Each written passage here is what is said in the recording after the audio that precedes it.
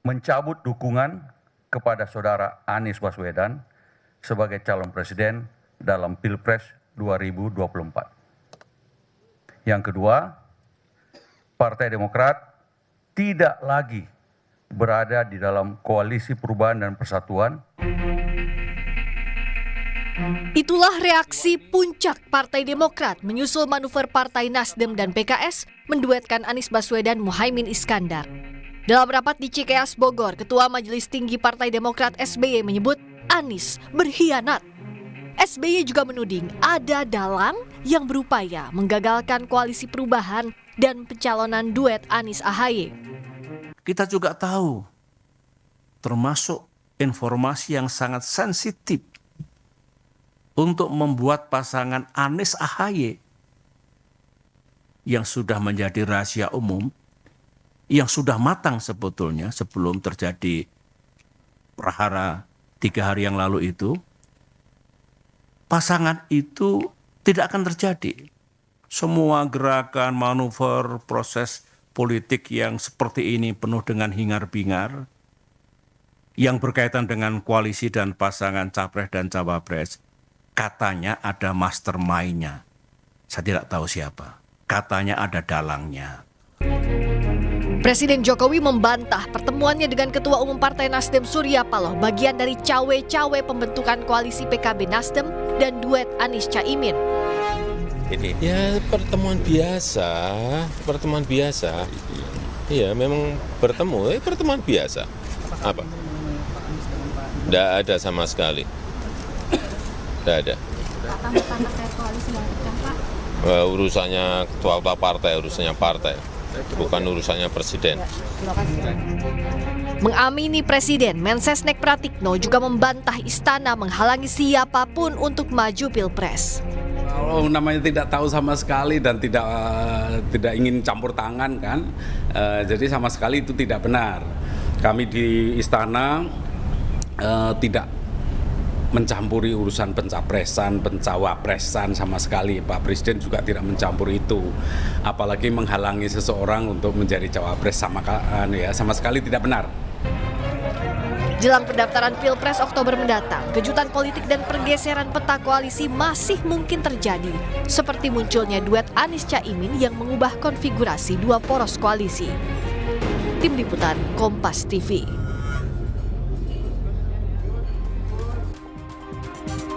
Munculnya duet Anies Baswedan Muhaimin Iskandar membuat Partai Demokrat merasa dikhianati. Ketua Majelis Tinggi Partai Demokrat Susilo Bambang Yudhoyono sampai menuding ada dalang yang menggagalkan koalisi perubahan dan Agus Harimurti Yudhoyono sebagai cawapres Anies. SBY menyebut ada menteri yang bermanuver dengan sepengetahuan Pak Lurah. Untuk membahasnya sudah ada Wakil Sekjen Partai Demokrat Agus Yovan Latukonsida, kemudian bergabung juga bersama kami Ketua DPP P3 Ahmad Baidowi, serta pengamat politik Adi Prayitno. Selamat sore semuanya, apa kabar?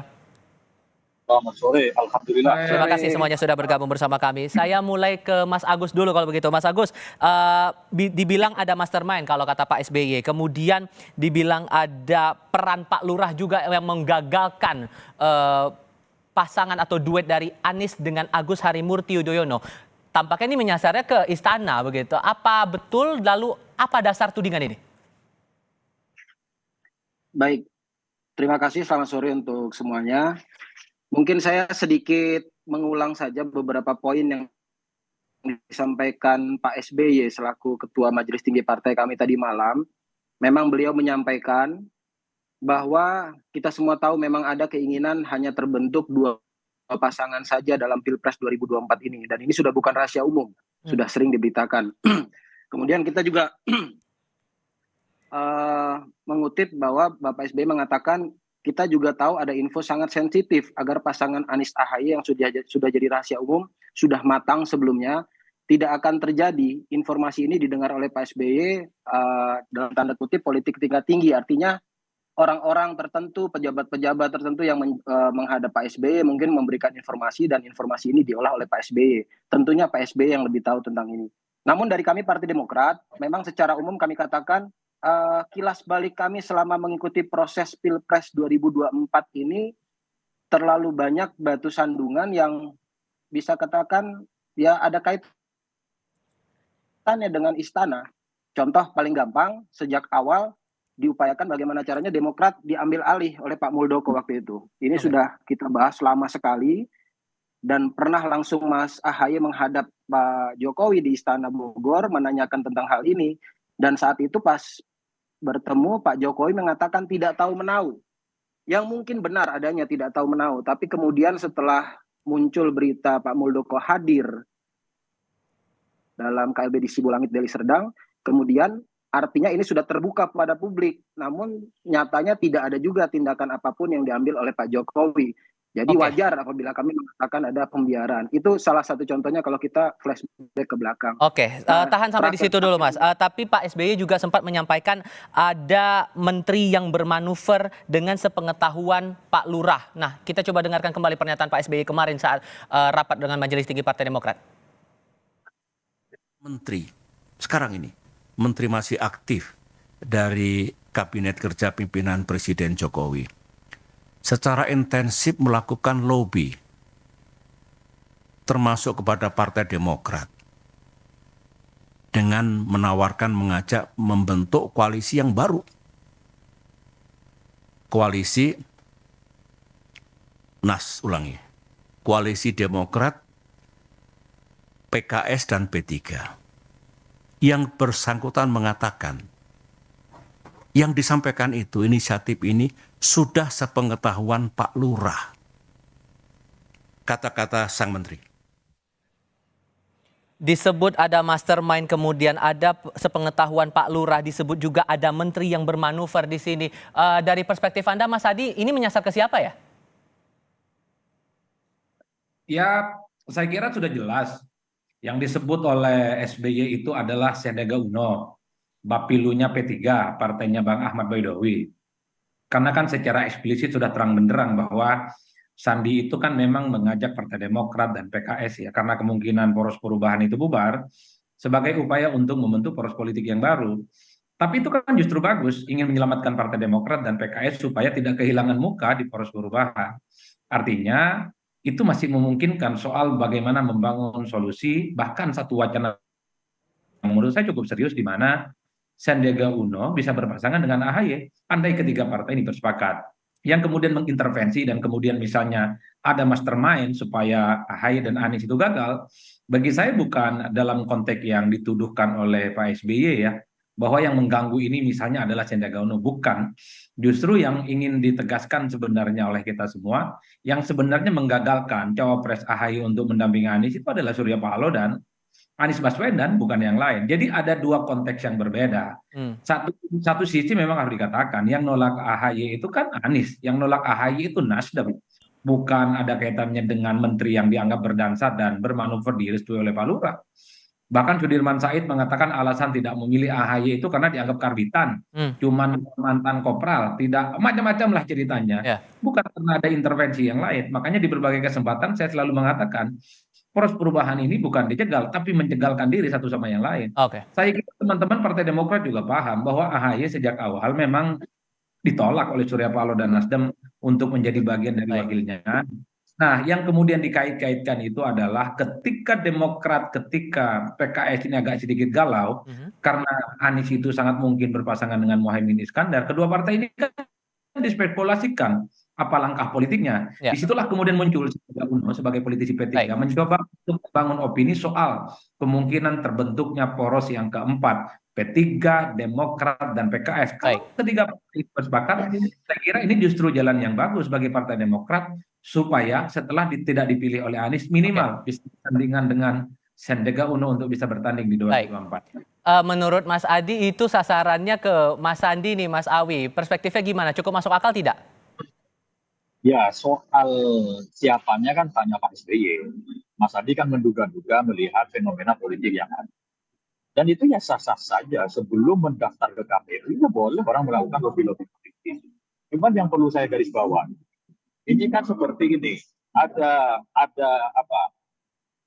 istilahnya saya yang gagal, yang disalahkan Mas Adi. Itu kan nggak fair. Gitu. Itu yang tidak fair. Apalagi tadi disampaikan bahwa ada menteri. Tapi Pak SBY nyebut Menteri Kabinet Kerja. Kabinet Kerja itu 2014-2019. Yang sekarang itu kabinet bisa maju. Itu satu. Yang kedua, tadi Agus Johan mengatakan ada penggiringan untuk skenario 2 capres. Nyatanya kan tidak disampaikan Pak SBY ada upaya untuk menggiring poros baru. Kalau ada poros baru kan berarti kan bukan 2 pasangan capres. Nah, saya kira kalau kemudian koalisi perubahan itu tidak berlanjut, ya itu jangan salahkan yang lain. Berarti komitmen politiknya tidak tuntas. Apalagi ini temannya Mas Jovan juga semalam konferensi siapa Iftitah Sulaiman atau siapa itu menyebutkan bahwa nama Caimin sudah muncul sejak Desember 2022. Nah, ini kan saling bantah di antara satu sama lain. Nah, menurut saya kita lihat ke depan. Kan memang sudah jodohnya Demokrat dengan Nasdem. Mau apa lagi? Sebelum memang memungkinkan untuk berubah masih mungkin. Tapi kan kalau sudah deklarasi, kemungkinan untuk berubah lagi pasangan Anies Muhaimin itu agak sulit. Kan sudah dideklarasikan tadi di Surabaya. Nah, ayo ke depan, siapapun capresnya, siapapun pasangannya, kita lihat ke depan, kompetisi secara sehat. Baik. Jangan sampai nanti kelemahan-kelemahan diri kita itu dibebankan kepada orang lain. Baik. Itu tidak fair. Oke. Dan terjadinya Anies Muhaimin dan bubarnya koalisi perubahan tidak kiamat kok secara politik. Baik. Masih banyak alternatif yang bisa dilakukan. Oke. Nah, kalau begitu Mas Agus, ini kan kadung sudah deklarasi nih. Pak Anies deklarasi berpasangan dengan Muhaimin Iskandar. Maka langkah Demokrat berikutnya bakal gimana kemudian? Sudah punya arah koalisi bakal berlabuh kemana? Mas Agus? Iya. Kalau kita bicara arah koalisi ke depan, ya yang pasti dalam ADRT kami mengatur itu wewenangnya ada di Majelis Tinggi Partai. Dalam hal ini ketuanya Pak SBY, wakilnya Mas AHY langsung. Jadi memang seperti yang kami katakan dalam beberapa talk show juga dengan media-media lain, biarkanlah ini 2-3 hari ke depan menjadi masa idah dulu untuk kami mengamati situasi politik ke depan, baru bisa menentukan langkah. Memang kalau kita lihat kenyataan di lapangan, ya saat ini capres dari 3 capres itu yang ada tersisa hanya koalisinya Pak Ganjar dengan koalisi Pak Prabowo. Tapi tadi juga dari awal sudah dibahas, tidak menutup kemungkinan kalau ada koalisi baru, poros koalisi baru, misalnya Demokrat, PKS, P3. Tapi kenyataannya sampai hari ini PKS mengatakan dia masih mendukung Anies, masih ada dalam koalisi perubahan. Artinya poros baru ini pun masih blur masa depannya. Jadi di antara 2 pilihan, apakah koalisi Ganjar dan koalisi Prabowo, ya kita lihat ke depannya. Karena masih ada waktu 1,5 bulan, hampir 2 bulan ke depan, saya yakin masih banyak yang bisa terjadi dan politik ini masih mengalir. Oke, kalau menurut Anda Mas Adi dengan ada ide Demokrat, PKS, P3 membentuk koalisi baru lagi, ini memungkinkan atau tidak? Atau mungkin ada peluang lain yang bisa dipakai oleh Partai Demokrat? Ya sebenarnya wacana soal poros baru ini kan tidak terlepas dari insoliditas partai-partai pendukungnya Anies Baswedan ya. Saya justru melihat ini kan bangunan-bangunan narasi yang berkembang entah siapa yang bicara. Kalau saya mendengar statementnya Sandi justru ingin merangkul PKS dan Demokrat itu untuk menjadi bagian dari koalisinya pendukung Ganjar Pranowo, Mas. Karena kalau dilihat kecenderungan rata-rata membentuk poros politik baru ini kan kemungkinannya agak rumit ya. Pertama, P3 itu selalu menyatakan tegak lurus istiqomah secara politik untuk bersama dengan PDIP mengusung Ganjar Pranowo sebagai capres, sekalipun misalnya P3 itu tidak mendapatkan posisi capres. Itu fix loh sampai saat ini.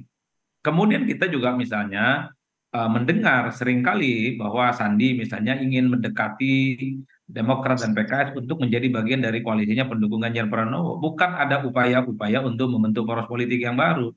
Sambil lalu kemudian muncullah narasi bahwa Sandi duet dengan AHY dan seterusnya. Kenapa saya sebut rumit? Karena PKS kakinya juga ada di perubahan gitu ya. Sekalipun hari ini tidak hadir dalam deklarasi duet antara Anies Baswedan dan Caimin. Mungkin PKS nggak nyaman hati datang ke kandangnya PKB gitu ya. 2 kutub yang saya kira memang secara diametral berseberangan saat ini. Karena kan memadukan PKS dan PKB ini tentu tidak gampang, Mas. Ini kan bagaikan minyak dan air yang tidak akan pernah ketemu. Betul bahwa PKS mendukung Anies, tapi secara ideologi, secara madhab, secara kultur, dengan PKB dan PKS ini saya kira konfrontatif. Itu yang sepertinya membuat kenapa PKS tidak hadir dalam deklarasi hari ini. Oleh karena itu bagi saya membentuk poros politik baru sekalipun ada kemungkinan tapi serumit-rumitnya untuk diwujudkan. Apalagi hanya waktu ini kan cuma tersisa kurang lebih 1 bulan 2 minggu untuk tentang pendaftaran ke KPU ya. Baik. Saya meyakini sampai lembaran kuda sekalipun, nah ini istilah yang dipakai SBY, rasa-rasanya poros yang baru ini agak sulit untuk diwujudkan. Oke, kalau begitu untuk posisi P3 sekarang nih, karena sekarang Demokrat masih belum memutuskan apakah kemudian akan membuka komunikasi ke Demokrat untuk mungkin bergabung dengan koalisinya P3 bersama dengan PD Perjuangan, atau mungkin ada langkah-langkah lain, karena PKB juga sudah membuat langkah sendiri. Ya, P3 tetap berpedoman pada hasil Rapimnas 5 dan hasil Rapimnas 6. Yakni yang mendukung Pak Ganjar dan bekerjasama politik dengan PDIP. Terus memutuskan tadi sebagai cawapresnya Pak Ganjar. Selama itu belum dicabut oleh forum yang serupa, itu masih mazhab politik kita masih bekerja sama politik dengan PDIP. Adapun kalau komunikasi politik kami lakukan dengan Partai Demokrat, dengan Partai PKS, kita kan di praksi biasa ketemu ngobrol-ngobrol. Barangkali mereka bisa diajak ke koalisinya Pak Ganjar. Seumpamanya tidak berkoalisi, ya nggak masalah juga. Misalkan Mas Jovan kembali lagi ke Pak Anies, silakan. Mau ke Pak Prabowo, monggo. Bergabung dengan P3, silakan. Adapun opsi-opsi tadi yang disampaikan ada poros baru, sampai sejauh ini P3 belum berpikiran ke arah sana secara serius. Karena kita masih terikat mekanisme partai yakni melalui forum Rapimnas. Selama Rapimnas belum diubah hasilnya, tetap bagi kami dengan PDI Perjuangan. Kita tegak lurus kalau kata Mas Adi. Tegak lurusnya kepada siapa? Kepada konstitusi partai. Karena kita ini berorganisasi, ada mekanismenya. Gitu. Baik. Oke, terima kasih banyak Mas Agus untuk diskusinya kali ini. Mas Awi juga terima kasih. Mas Adi Praetno juga terima kasih sudah berdiskusi bersama kami. Selamat sore semuanya. Terima kasih. Sore.